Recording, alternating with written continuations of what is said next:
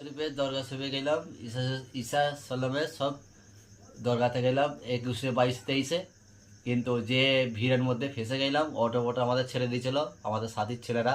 তারপরে সারা রাত রয়ে গেলাম, রয়ে যেতে দয়া খার করে ভোরবেলায় যখন আসবো গাড়ি পাই না। 10টা লাক্সারি বাস দেশ করলাম, বললো কে মেচতা নয়, হাওড়া নয়, 24 পরগনা, মেদিনীপুর, অন্য অন্য দিকে। তারপর আমি চিন্তা করলাম আর দুটো ডিস করি। তার একজন বললো হাওড়া ডিস্ট্রিক্টে হ্যাঁ ছাড়বে। তো বললো কোথায় যাবেন? 5 লা। বললো 5 লায় যাবেন, হাওড়া ডিস্ট্রিক্টে গাড়ি ধরে কি হবে? না, হাওড়া ডিস্ট্রিক্টে আমি গাড়ি ধরে যাব, হাওড়ায় নেমে পড়বো। নেমে পড়ে ট্রেন ধরে, লোকাল ট্রেন ধরে বাউরিয়ায় আসবো, বাউরিয়া থেকে 5লায় চলে আসবো। তবে বাউরিয়া থেকে যখন আসলাম, হেঁটে আসলাম বাউরিয়া থেকে। তো তুমি যখন তোমার গাড়ি ছেড়ে দিল তোমাকে কেউ খোঁজ করেনি? না, খোঁজ করে না, আমিও ভিড়ের মধ্যে খুঁজে পাইনি।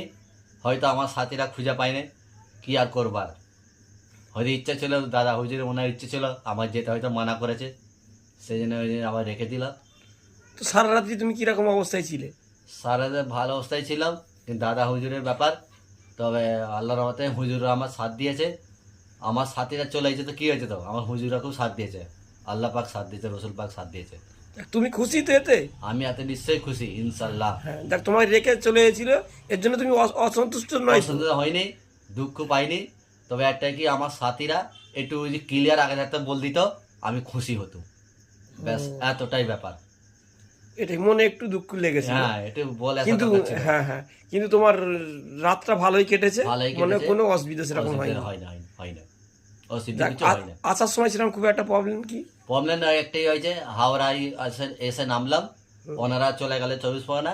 যে আর আমি হাওড়া থেকে নকাল ট্রেন ধরলাম, হুম ট্রেন ধরে বাউরিয়ায় নামলাম, হুম বাউরিয়া থেকে হেঁটে 5লায় আসলাম। ব্যাস এতটাই কষ্ট হয়েছে বাউরিয়া থেকে। কেন পয়সা কি ছিল না? না তুমি হেঁটে পয়সা আসলে? পয়সা একটাও ছিল না। একটা যে চাও খাবো, কিছু করব, গাড়ি ভাড়া দেবো, কিচ্ছু ছিল না। রমজান মাসে না খেলে চলতো, কিন্তু গাড়ি ভাড়া ছিল না। আর তোমার কাছে যে কাপড় চোপড় যেসব ছিল তাহলে কি করে সব নিয়ে আসলে ওগুলোকে? ওইখানে হেঁটে হেঁটে হাতে করে, ও। ব্যাগটা অনেক ভারী, কষ্ট হয়েছে। তাহলে কষ্টকর ব্যাপার একটু হয়েছে। কষ্ট হয়েছে, ওইটার জন্য আরো কষ্ট হয়েছে। আর হাঁটা কষ্ট, দুটো কষ্ট হয়েছে আমার। হুম বাউরিয়া থেকে হেঁটে 5লায় এসেছি। হুম। দেখো এসছে